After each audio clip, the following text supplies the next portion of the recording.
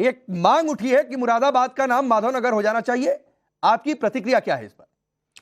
देखिए, मैं आपके चैनल के माध्यम से एक भविष्यवाणी, हालांकि हमारे यहाँ भविष्यवाणी नहीं है, मैं करना चाहता हूँ।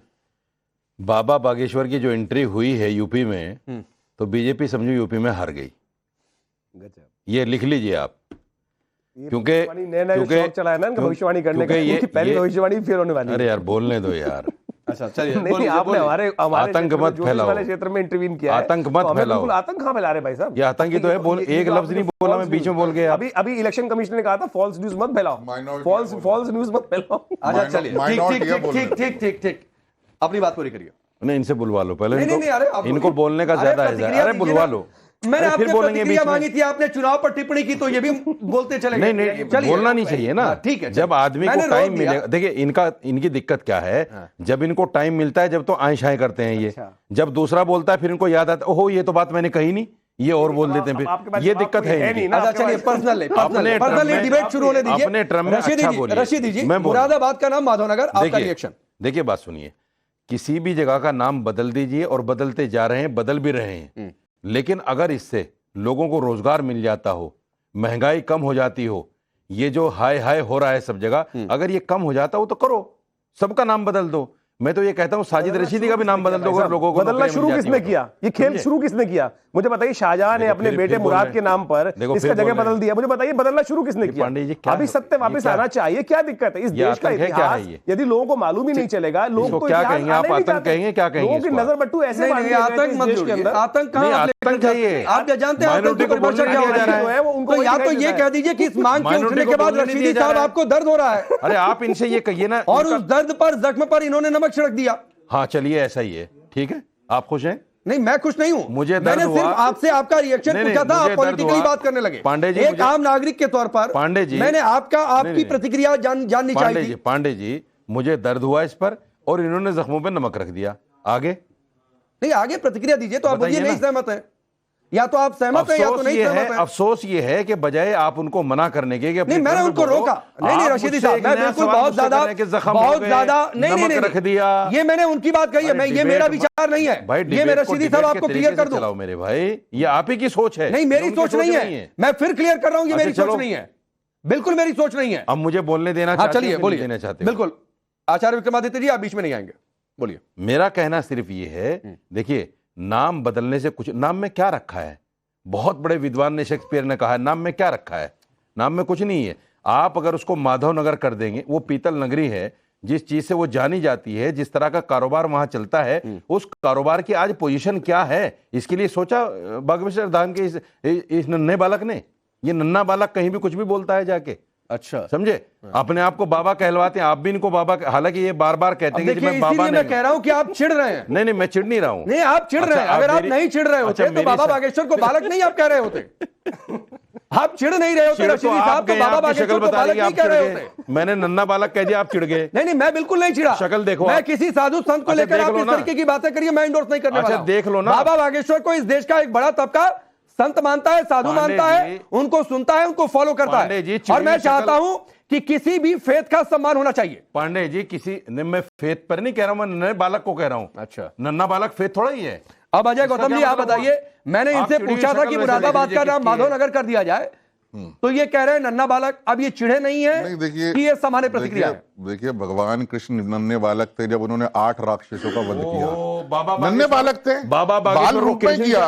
और भगवान राम भी गुरुकुल में पढ़ा करते थे, तो उन्होंने भी राक्षसों का वध किया। उन्होंने भी राक्षसों का वध किया। अपमान है उनका। अब देखिए, अब मेरे टाइम में क्या बोलना है? अब आतंक नहीं फैला रहे। मैं कह देता इस बात को, आतंक नहीं फैला रहे। आप जो है ये अब देखिए मेरी बारी में बोल रहे हैं, मेरी लिंचिंग कर रहे हैं। कृष्ण जी से बोल दिया, मेरी बारी का लिंचिंग कर रहे हैं। मुआवजा कर दिया उनको, मेरी बारी की लिंचिंग कर रहे हैं। मेरी बारी की लिंचिंग कर रहे हो। एक आदमी जिसको धर्म का ज्ञान नहीं। सुन तो लो।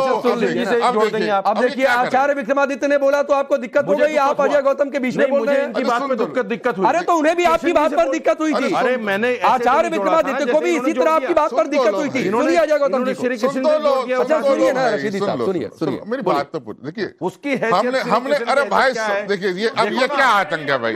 ये आप खुद श्री कृष्ण को भगवान कहते हैं। अरे अब देखिए ये क्या तरीका है जोड़ रहे हैं आप।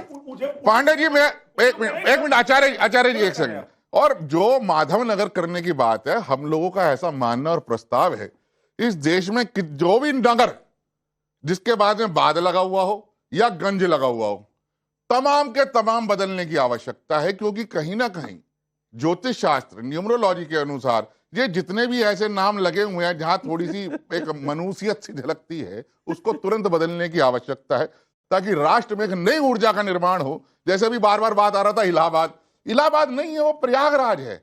इसी तरीके से मैं कह रहा हूं, प्रयाग के नाम के अंदर एक बहुत शुद्धता है, पवित्रता है, सौम्यता है, और जहां इला आ जाएंगे, जहां गंज आ जाएगा, वहां कहीं ना कहीं आप देखिएगा वो उन जगहों के नाम है जहां एक आबादी को मारकर कब्जा कर कर उसका जो एक कॉस्मेटिक चेंज किया गया। इसलिए मेरा मानना यह है इस देश के अंदर एक अधिसूचना ऐसी आनी चाहिए, जितने भी ना शहर के नामों के बाद हो, जैसे तुगलकाबाद, फलानाबाद, चेतगंज, हथरसगंज, इन सबको बदलने की आवश्यकता है देश हित में। और रही बात बागेश्वर बाबा की, मैं मुरादाबाद को लेकर सवाल पूछा था, 10 कदम आगे निकल गए। और रही बात बागेश्वर बाबा की, देखिए बागेश्वर बाबा है, बाबा तो हमारे यहाँ बच्चे को भी कहते हैं, छोटे को भी कहते हैं। जो बड़ा है वो छोटे को बाबा कहता है, जो छोटा वो बड़े को बाबा कहता है। तो लेकिन ये है क्योंकि इनकी कुछ नशे वो दबा देते हैं कभी कभी, जो जिनको ये बालक कह रहे, तो इनकी जो खिसियाट है, इनकी ये जो परेशानी है, इनकी ये जो कोफ्त है, वो जो कैमरे पे और आपके आगे झलक रही है, वो इसलिए जायज है। मैं इनसे समझ रहा हूँ, क्योंकि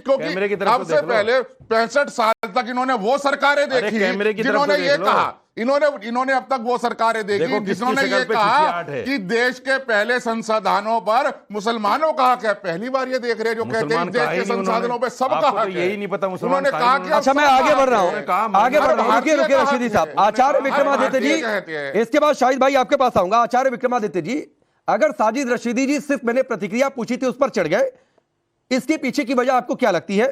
क्या वजह यह लगती है कि यह मुगलों की निशानी है, उसको मिटाने के बाद शाहजहां के बेटे के नाम पर मुरादाबाद नाम पड़ा? नंबर 1 चीज बात है, और ओरिजिनल नाम तो मुरादाबाद का वैसे भी मुरादाबाद नहीं रहा है। देखिए, वास्तविक तौर पे जब जवाब नहीं होता तो रशीदी जी का हमेशा ये होता है कि कुछ ना कुछ उल्टी सीधी बातें शुरू कर देते हैं। ये आज से नहीं, हम लगातार जितने सालों से डिबेट करते आए हैं, उनका पुराना एजेंडा ये रहा है कि जब डिबेट खराब कर दो।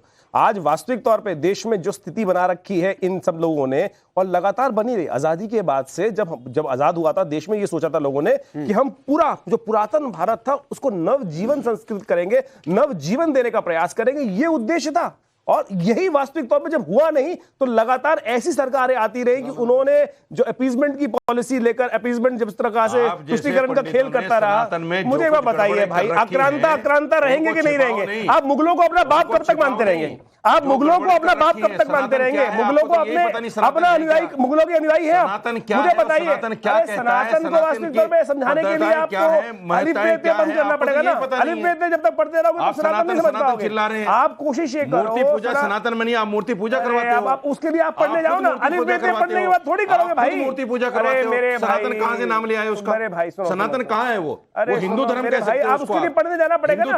आप जब तक मदरसों से बाहर निकल के नहीं आओगे, नजर बट्टू आंखों से हटाओगे नहीं, तब तक आपको सनातन की हवा भी नहीं है। अरे हमको तो सनातन में इस्लाम भी दिखाई देता है। हम तो कहते हैं सनातन के अंदर इस्लाम भी है, इस्लाम भी उसके भाग है। हम तो इस्लाम में परित्याग करते नहीं। मुझे बताइए पांडे जी, हमने यहाँ डिबेट में बैठे हुए कभी इस्लाम को कुछ कहा? हमने केवल ये कहा कि आक्रांताओं को भूलो भाई, आक्रांता को अपने साथ क्यों जोड़ते हो? अरे आक्रांता को मत जोड़ो ना भाई। आक्रांता, बात समस्या ये है कि आप आक्रांताओं को अपना पूर्वज बन के बैठ गए हो, जब ये नहीं है भाई, ये नहीं है। एक चीज बड़ी दिलचस्प हुई है आचार्य विक्रमादित्य जी, को पढ़ाई नहीं। मैं जब से इस प्रोफेशन में हूं और जब से साजिद रशीदी जी को जानता हूं, आज पहली बार उन्हें मंत्र पढ़ते हुए सुन रहा हूं और पहली बार सनातन पर चर्चा कर रहे हैं, और पहली बार इस्लामिक, हमेशा इनको इस्लामिक स्कॉलर या फिर प्रेसिडेंट इमाम एसोसिएशन के उस तरीके से एड्रेस करते हैं, लेकिन आज अच्छा लग रहा है कि ये भी सनातन के रंग में रंगे हुए हैं। तो पहली बार मैंने आज ये बदलाव देखा है साजिद रशीदी के अंदर, और मुझे लगता है कि दर्शक भी इस बात को महसूस कर रहे होंगे। नहीं, करना चाहिए। नहीं, ठीक है, बहुत अच्छी बात। पंडितों को आप ले आते हैं जिनको सनातन 2024 के